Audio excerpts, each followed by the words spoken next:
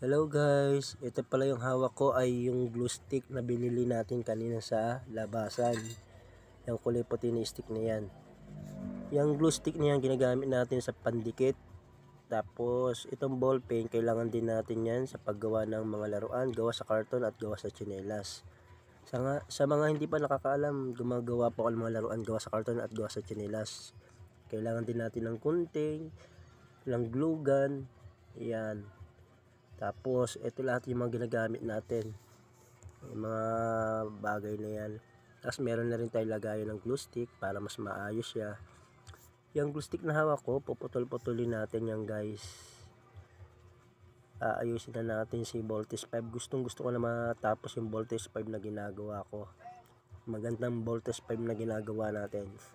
Yan, bali puputulin ko na yan para mas maliit. Kasi pag yung mahaba, medyo ano siya mahirap siyang gamitin